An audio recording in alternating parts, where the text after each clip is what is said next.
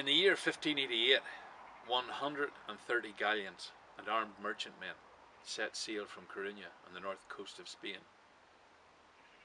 Of course, they became known to history as the Spanish Armada. When they reached the English Channel, they anchored off the French port of Calais, where they were to meet the Duke of Parma and his army, and from there to invade England. But the English navy attacked in the darkness, and the Spanish fleet was scattered. Most of the ships escaped northwards. They were to sail round the north coast of Scotland, down the west coast of Ireland, and home to Spain the long way round. But as they approached the north coast of Ireland, they were hit by ferocious storms. Many ships were lost. It is estimated that as many as 6,000 Spaniards perished in the waters around Ireland. One young sailor was washed up on a beach not a mile from here at Ballygally Bay, and his body was brought to this graveyard at Castle, where he was buried in a shallow grave.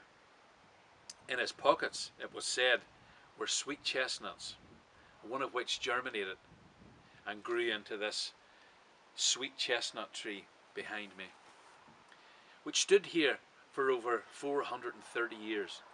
That was until about 2 weeks ago, when it simply fell over from old age. And in its memory, and in memory of that story, I've written a few lines of verse which I have entitled The Spanish Armada Tree.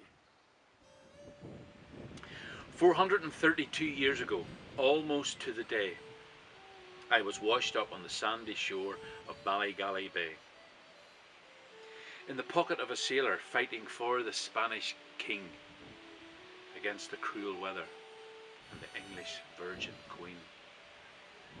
The poor sailor had drowned at sea and never got to taste my sweet chestnut flesh, but I did not go to waste.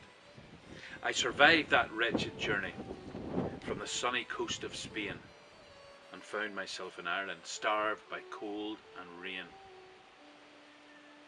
And there I might have died myself, shriveled in my skin, but they buried that poor sailor and me along with him.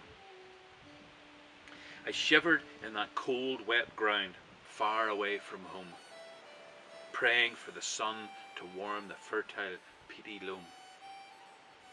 Next spring, I poked my head up.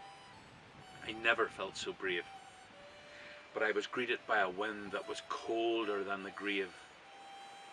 How I longed for my homeland of oranges and heat, where the olive groves are fragrant and all the chestnuts sweet.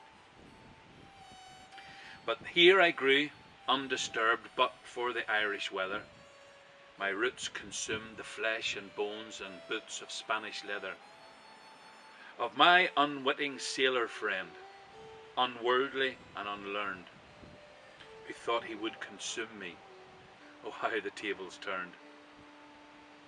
I've seen many things in my long life. Who hasn't, I suppose? But for every question answered, 100 more were posed. From this tranquil churchyard, I saw wars and famine rage. The greed and foolishness of man is etched on every page. Perhaps I should be grateful. It was man's folly brought me here. But so far away from my homeland, the price I paid was dear. Alone I stood without the hope that ever there might be a sapling growing somewhere from seed passed on by me. I am not a common concord tree that Irish schoolboys climb. I am a sweet Spanish chestnut, estranged from my own kind.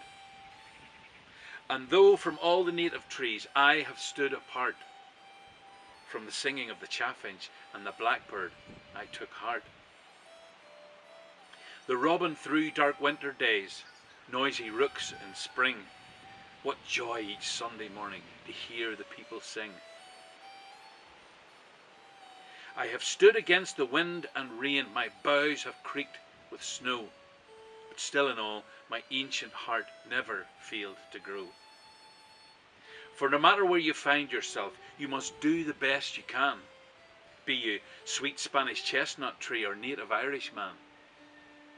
And now, alas, my time has come, as to everything it must. To you, my fellow beings, my old wooden heart I trust.